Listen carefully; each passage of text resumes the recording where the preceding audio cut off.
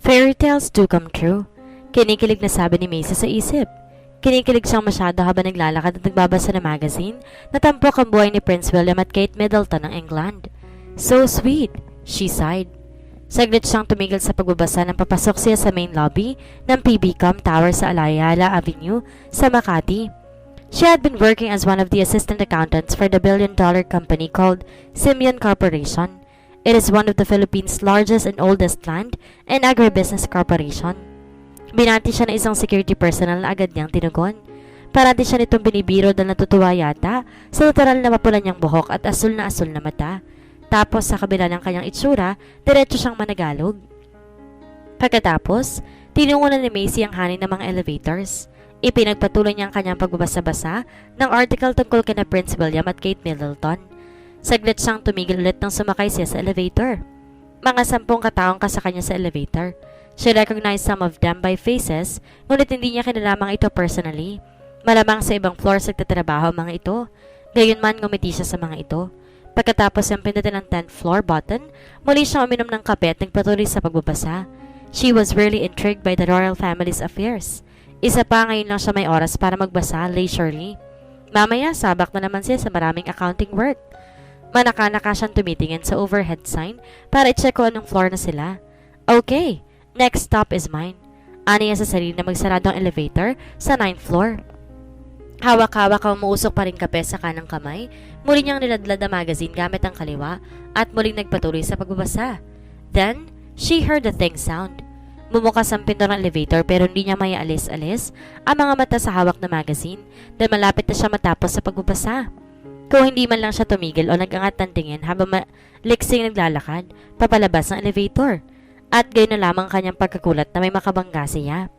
Nabitawan niyang kanyang hawak na magazine at tumapon ng mainit na kape sa tailored suit ng estranghero sa lakas ng impact ng banggaan nila. Nanlaki ang kanyang mata, napaawang ang bibig. Aray! Kaagad na hiyaw ng lalaki. Mabilis itong binuksan ng butones ng suot na coat at tagling napangawin na natuklasang basa din ang suot itong puting long sleeve shirt. Sus Mariosep! Macy was hysterical. Hindi nag-isip na pinaghahapos niya ng palad ang bandang tiyan ng lalaki kung saan natapon ng kape na para bang matutuyo ang damit sa ganoong paraan. Naku, pasensya na po. Napaangat sa tingin sa lalaki nang tumikim ito at noon sa biglang natigilan. She expected an angry, grouchy face, but instead she found a very handsome face looking at her in amusement. Tila ba lumukso bigla ang kanyang puso na magtama ang kanilang mga mata. Hindi niya tiyak kung dahil ba yun sa taglay nitong kagwapuhan o dahil sa matinding pagkapahiya. Para bang bigla siya na kuryente sa pagkakadantay ng kanyang mga palad sa very firm nitong tiyan. Mabilis pa sa alas 4 niyang hinila ang mga kamay palayo rito. I'm kind of embarrassing myself, ain't I? Kadang iwi niyang sinabi. Saka siya napatingin sa lalaki na nakatayo sa tabi ng gwapong lalaki. Yun ay ang associate CEO ng kumpanya na si Mr. Hector Silvestre. Oo, spaghetti Malamang, yun ang unang pagkakataon na makagalitan siya ng lalaki dahil sa ginawa niya sa bisita nito. No! Kaagad namang bawi ng lalaki na kabanggaan ni Macy. Ngumiti ito. It's not entirely your fault and it's just coffee. I'm so sorry, sir. Yumuko si Macy upang damputin ang kanyang thermos mug at ang takip niyon. Ngunit kasabay din niyang yumuko ang lalaki kaya naguntugan sila. Kapwa sila napadaing sabay hawak sa kanilang mga noo. Hindi nila pansin si Mr. Silvestre na nakapamulsa lang at amused na nanonood sa kanila. Pilit na ngumiti si Macy. I am so sorry, sir. I did not mean to be such a nuisance. Wala siyang ideya kung sinong lalaki pero nahulaan niyang importante itong tao sa kumpanya nila. Dinampot niya ang kanyang mug mula sa sahig and the guy picked up her magazine. Prince William and Kate Middleton. Amused ang iting tumingin sa kanya ang lalaki pagkatapos. Lihim na napasinghap si Macy. Ilang saglit pang nagugnay ang kanilang mga mata. Pagkatapos, waring nagising siya mula sa isang magandang panaginip kaya nag-iwas ang tingin at alanganing umiti sa lalaki. Tumayo siya at sinabayan naman siya nito. He handed the magazine to her. Everybody's talking about them. Alanganin niyang sabi, saka napatawa ng kaunti. Siguro iniisip ito para siyang tanga. Muli lang itong umiti sa kanya ng pagkatamis-tamis. Naisip tuloy bigla kung may diferensya ba ito sa isip. Bumaling siya sa kanyang boss. Hi, Mr. Silvestre. Medyo alanganin niyang bati rito. Good morning, Macy. Ngumiti ito. I'd better get something to clean up this mess. She sighed and looked up at the tall and possibly the most attractive man she had ever seen. Again, I'm sorry. It's just coffee. I will live. He smiled. I'm Joseph. May I ask what your name is? Isang perfect gentleman na dating ng lalaki kay Macy. Mackenzie. Great to meet you, Mackenzie. Sa pagkababagkas nito, para mang kinakabasan nitong pangalan niya, he extended his hand to her. Same here, Joseph. Nakangiti niyang sagot, sabay tanggap sa pakikipagkamay nito. Well, I'd better be going. Sure, go ahead. Para napilitan pa nitong sabi. Umiti lang si Macy sa dalawang lalaki. Mabilis siyang umalis doon. Namangha silang ma-realize na titingin-tingin ang kanyang mga kasamaan sa trabaho mula sa kanilang mesa. Hindi na malayan ng dalaga na kasunod na pala sa kanya nang tingin ang lalaki na nanatili pa rin sa kinatatayuan. Mesmerized pa rin. Nakasunod pa rin ang tingin ni Joseph sa babaeng very sexy sa suot na corporate attire. Tila isang modelo ito sa paglalakad sa kabila ng kaliitan nito. Agad bumaling siya sa katabing si Hector. Namimilog ang kanyang mga mata sa excitement. Sino siya, Hector? Intrigued. Definitely he was. Napatawa ang matalik niyang kaibigan. He passed the elevator's button with the arrow going down. Mackenzie Campbell, one of our assistant accountants. She's been with us for nearly a year now, I believe. Sagot nito. Bumukas ang elevator at pumasok ang magkaibigan. Diniinan ni Joseph ang first floor button. Bakit ngayon ko lang siya nakita dito? Let's see. Nag-isip ng sandali si Hector. Dahil sinumbong ka ng pag-ermitanyo mo at bigla ka nilang nagdesisyon na bumalik sa Rancho Hermosa at namastol ka ng mga baka at iniwan ako dito sa opisina na pasan ko ang mundo. Pasarin nito, kunwari, bagaman nakangiti. Napahalakak si Joseph. Yes, I know. I am sorry, mi amigo, but I'm back now and I can't tell you how glad I am to be back. Oh yeah, todo ang isi ni Hector. Hell, yeah. You know what? Who Mackenzie reminds me of? Ani Joseph maya-maya. Binanggit ni Hector ang pangalan ng bida sa isang American TV series. Yes, that's right. Nakangating tango ni Joseph. There's another thing you must be reminded about, Mackenzie. Ani Hector. Ha? What's that? Curious na tanong pa niya. May boyfriend na siya. Ang mga mata ng kaibigan para nagsasabing, I'm sorry, my friend. Ilang sandaling napakarap si Joseph dahil sa impormasyong narinig. Aminado siyang hindi yun ang inaasahan niyang marinig. Oh, dismayado ang sabi na lamang niya at tila ba biglang nalaglag ang kanyang mga balikat. Back at the accounts office, biglang hinila si Macy ng kanyang kaibigang si Nadja, sekretary to ni Mr. Silvestre. Alika muna dito, Macy, at mag-report ka ng madali. Nagmamadali ang tinig ng dalaga, puno ng excitement.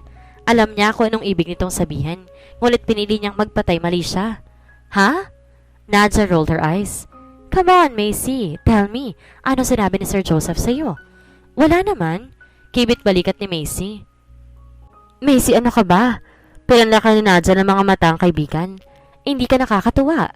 Napatawa si Macy. There is nothing to tell. He likes you. Kinikilig nitong sabi. Nanlaki ang mga mata niya. Mabilis lang sila niya sa ng kaibigan na manahimik, sabay paggalad ang tingin. Nag-alala siya na baka may makarinig at magkaroon ng maling interpretasyon at pagmalantay ng chismis. She hated gossips. Ang masama baka makaabot ito sa kaalaman ng kanyang boyfriend na si Raven.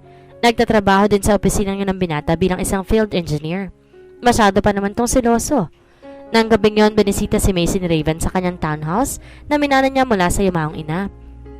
Pero hindi rin to nagtagal at agad ding nagpaalam. Pagkaalis ng nobyo, bumalik siya sa sala at dinamnam ang katahimikan. 2 taon na siya mag-isa nakatira sa bahay na yon. Simula ayon nang mamatay ang kanyang ina. Ang kanyang amay kasalukuyang naninirahan sa Long Island, New York kasama ang pangalawa nitong asawa at 2 anak na babae. Inalok siya nito na bumalik sa Amerika nang mamatay ang kanyang ina. Ngunit, magalang siyang tumanggi. Siyempre, iba lang sitwasyon ng buhay nito at masaya siya para sa ama. Isa pa, masaya naman siya sa kanyang buhay sa Pilipinas at may ever-caring and loving boyfriend naman siya. Habang walang interes na nagpalipat-lipat ang channel sa TV, inaalala ni Macy kung paano naging sila ni Raven. He was a college friend of hers. Kadarating pa lang niya noon sa Pilipinas at isa ito sa mga unang naging kaibigan niya. He was always nice to her kaya tinanggap niya ang friendship nito. Pero na magtapat ito ng damdamin sa kanya, hindi niya yun tinanggap. Bilang kaibigan lang ang pagmamahal niya sa binata. Naaawa siya rito, ngunit tapat lamang sila sa kanyang puso. Anyways, that was okay. They remained friends after that. Madalas pa rin sila magkasama at binibisita siya sa kanilang bahay. Naalala niya, tinanong siya minsan ng kanyang ina kung bakit daw hindi niya pa sagutin ng lalaki. Malambot kasi ang puso nito pagdating kay Raven. Saka bukod sa gwapo, gentleman, masika pa ito sa buhay. Tagal ang kanyang nobyo, ang lahat ng katangian, nahanap ng isang babae sa isang lalaki. And he is like her best friend. Nang matuklasan nila na nasa very last stage cancer of the breast na ang kanyang ina, hindi naging madali sa kanya ang pagtanggap niyon. Ngunit hindi iniwan ni Raven ang kanyang tabi. Hanggang sa namatay ang kanyang inay, ang binata, ang kanyang primal source of strength. Ilang buwan, matapos mamatay ang nanay ni Macy, muling nagtapat ng pag-ibig si kanya si Raven. Pinag-isipan niya na maigi ang desisyon. Ang dami pa nitong naging sakripisyo para sa kanya. Kung hindi siya talagang mahal ng binata, hindi ito mag-aaksaya ng panahon para sa kanya. Kaya naisip ni Macy, baliw siya kung patuloy niya itong bibiguin. Wala siyang rason upang hindi ito mahalin, kaya niya sinagot ang lalaki. Nang mahirapan siya dahil sa stress mula sa dati niyang trabaho, hinimok siya ni Raven ng libet ng Sigmund Corp, kung saan 2 taon ito nagtatrabaho. Ayaw sana niya nung una pero dahil walang masyadong pagpipilian, sinubukan na rin niya. Naging maayos naman ang lahat. She's been with the company for nearly a year now and she is loving it there. Masaya siya sa piling ng nobyo. At napakagaganda ng mga plano nito para sa kanila. Mataas ang pangarap ni Raven sa buhay. Hindi ito nakontento na maging karaniwang empleyado ng mahabang panahon. He wanted to be up there with the executives. Gusto nito maging isang prominent figure. Ilang beses na rin ba siya nitong hinihimok na magpakasal na sila? Nang sa gayon daw, magkaroon ito ng opportunity na makapunta ng US. Magtatrabaho daw sila roon ng ilang taon at mag-iipon ng malaking pera.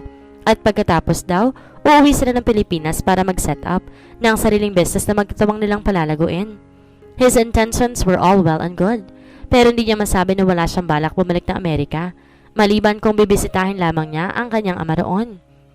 Ngunit masyado namang mabait sa kanya si Raven na hindi niya kayang saktan ito ng gayon. Ang dahilan na lamang ni Macy ay malaking responsibilidad ang pagkaasawa at hindi pa siya handa para roon. Bagay na tila ba pilit naman itong iniintindi. Kahit na ba paminsan-minsan pinagmumulan iyon ang kanilang argumento. Natural din tong seloso kaya iniwasan niya ang mga lalaking nagpapakita sa kanya ng interes. Kalahating oras na mas maagang dumating sa opisina si Macy, kaya naisip niya na magbasa-basa muna habang nagkakape. Tinungo muna niya ang kanyang cubicle para kunin na magazine mula sa drawer. Nabigla siya nang madatan na napakagandang bouquet ng red roses sa kanyang mesa. They were arranged so beautifully with angel's breath and maiden air fern. At sino ba naman kaya nagbigay niyon? Napangiti siya sabay samnyo sa mga rosas. Alam niyang hindi galing ang mga kay Raven dahil hindi siya nito pinapadalhan ng mga bulaklak kung hindi niya birthday o kaya anniversary nila. No card? Pity. Nagkibit balikat lang ang dalaga dahil hindi niya man iyon ang unang pagkakataon na may nagbigay ng bulaklak sa kanya na walang card. Wala ring ideya ang katabi niyang office mate kung sinong naglapag niyon doon. Kinuha na lang niya ang kanyang magazine at nagtungo ng pantry. Nagtimpla siya ng kape para sa sarili. Naupo siya sa isang silya sa tabi ng mesa, paharap sa nakabukas sa pintuan. Saka siya nagsimulang magbasa. She didn't know how preoccupied she got at reading when all of a sudden, a somehow familiar voice nearly made her jump. "You're nothing reading about Prince William again, are you?" Untag ng tinig. Dahil nagulat, napasingap si Macy habang humihigop ng kape sabay angat ng tingin. Malakas siyang nasamid. And realizing that it was Joseph standing at the door did not help either. Paulit-ulit siyang napaubo hanggang tutup ang bibig. Kaagad nang lumapit ang lalaki. "Are you okay, Macy?" "Yes, I'm fine. Thank you." Turan niya sa pagitan ng pag-ubo. Naluluha ang kanyang mga mata at nag-iinit ang mukha. Coffee just went to the wrong pipe. Malakas siyang umubo. And the next thing she knew, she had coffee cupping out of her nose. Kahiya. Mabilis siyang tumayo at nagtungo sa lababo. Nagulat na lamang siya nung hinagod-hagod ni Joseph ang kanyang likod. Muntik siyang napatalan sa ginawa nito. Mabilis siyang naghilamos ng mukha. Dinukot niya mula sa bulsa, lumayo mula sa lalaki. "I'm sorry, Mackenzie. I didn't mean to sneak up on you." Puro ng pagpapaumanhin ang tinig ni Joseph. "It's alright. Magugulatin lang talaga ako, Mr. Simeon." Macy smiled. "It's surprising how fluent you are in Tagalog." Ganoon nga ang reaksyon ng marami dahil nga Amerikanang-Amerikanang anyo niya. And please just call me Joseph, like everyone else does. Nakangiting pahayag ng binata. Kumuha ito ng mug at nagsimulang gumawa ng sariling kape. Kahit nagtataka, ay hindi na nagtanong pa si Macy kung bakit doon magkakape ang lalaki. Hindi ba't may sarili tong opisina, complete with coffee-making facilities, at isang sekretary ang maaari nitong utusang magtimpla para dito. Well, please call me Macy like everyone else does. Bumalik siya sa kinaupuan. Sure, no problem. Joseph happily obliged. Bit-bit ang nagawang kape. Walang anumang umupo ito sa upuan katabi ng sa dalaga. I hope you don't mind me joining you. Ramdam ni Macy ang pagka-conscious na silang dalawa lamang ang naroon. Pero alangan namang sumagot siya ng, Shoo! No, not at all. So, how long have you been working with us, Macy? Masigla ang tinig ng kanyang kausap. Nagulat si Macy.